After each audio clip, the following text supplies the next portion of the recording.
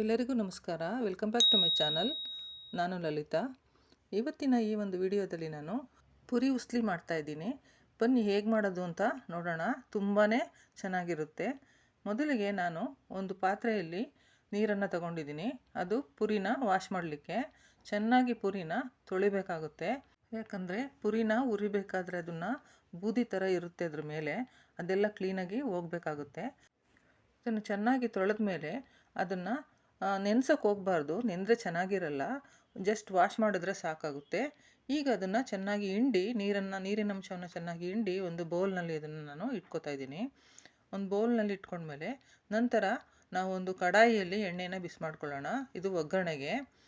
ಈಗ ನಾನು 4ರಿಂದ 5 ಟೇಬಲ್ ಸ್ಪೂನಷ್ಟು ಟೀ ಸ್ಪೂನಷ್ಟು ಎಣ್ಣೆಯನ್ನು ನಾನು ಹಾಕ್ಕೋತಾ ಇದ್ದೀನಿ. ಎಣ್ಣೆ ಹಾಕ್ಕೊಂಡ ನಂತರ ಅದನ್ನು ಸ್ವಲ್ಪ ಬಿಸಿಯಾದ ನಂತರ ಅದಕ್ಕೆ ಒಂದು ಅರ್ಧ ಸ್ಪೂನಷ್ಟು ಸಾಸಿವೆ ಹಾಗೂ ಒಂದು ಅರ್ಧ ಸ್ಪೂನಷ್ಟು ಜೀರಿಗೆ, ಇದನ್ನು ಸ್ವಲ್ಪ ಸಿಡಿದ ಮೇಲೆ, ಸಾಸಿವೆ ಸಿಡಿದ ಮೇಲೆ 1 ಸ್ಪೂನಷ್ಟು ಕಡಲೆಬೇಳೆಯನ್ನು ಹಾಕ್ಕೊಂಡಿದ್ದೀನಿ. ಕಡಲೆಬೇಳೆ ಸ್ವಲ್ಪ ಕಲರ್ ಚೇಂಜ್ ಆಗೋವರೆಗೂ ಈ ರೀತಿ ಕೈ ಆಡಿಸೋಣ. ಇದಾದ ಮೇಲೆ ನಾನು ಕಡಲೆಕಾಯಿ ಬೀಜನ ಸ್ವಲ್ಪ ಹಾಕ್ತಾಯಿದ್ದೀನಿ. 1 ಸ್ಪೂನಷ್ಟು ಕಡಲೆಕಾಯಿ ಬೀಜನ ಹಾಕ್ಕೊಂಡಿದ್ದೀನಿ. ಕಡಲೆಕಾಯಿ ಬೀಜ ತಿನ್ನುವಾಗ ಚೆನ್ನಾಗಿರುತ್ತೆ. ಪುರಿ ತಿನ್ನಬೇಕಾದ್ರೆ ತಿಂಡಿನ ಅದು ಬಾಯಿಗೆ ಸಿಗಬೇಕು, ತುಂಬಾ ಟೇಸ್ಟಿಯಾಗಿರುತ್ತೆ.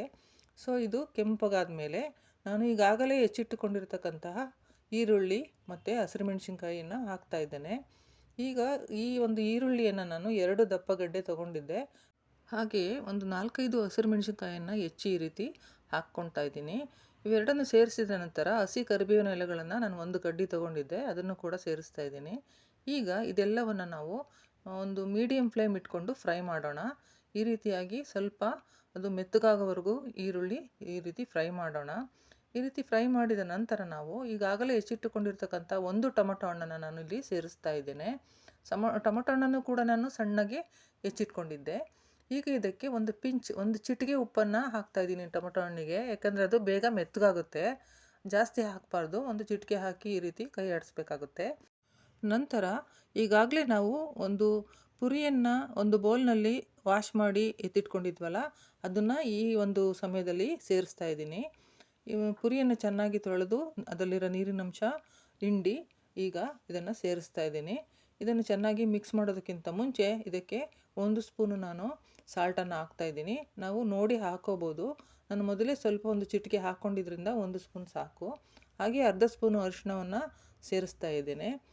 ಅರಿಶಿಣವನ್ನು ಸೇರಿಸಿದ ನಂತರ ನಾನು 1 ಕ್ಯಾರೆಟನ್ನು ತುರಿದು ಇಟ್ಕೊಂಡಿದ್ದೆ. ಸೊ 1 ಕ್ಯಾರೆಟಿನ ತುರಿಯನ್ನು ನಾನು ಇಲ್ಲಿ ಸೇರಿಸಿದ್ದೀನಿ. ಹಾಗೆಯೇ ತೆಂಗಿನಕಾಯಿ ತುರಿಯನ್ನು ಕೂಡ ಇಲ್ಲಿ ತುರಿದಿಟ್ಕೊಂಡಿದ್ದೀನಿ. ತೆಂಗಿನಕಾಯಿ ತುರಿನೂ ಸ್ವಲ್ಪ ಸೇರಿಸ್ತಾ ಇದ್ದೇನೆ. ಈ ಒಂದು ತೆಂಗಿನಕಾಯಿ ತುರಿ ಮತ್ತು ಈ ಕ್ಯಾರೆಟ್ ತುರಿ ಎರಡೂ ಒಳ್ಳೆ ರುಚಿ ಕೊಡುತ್ತೆ ಪುರಿ ತಿಂಡಿಗೆ.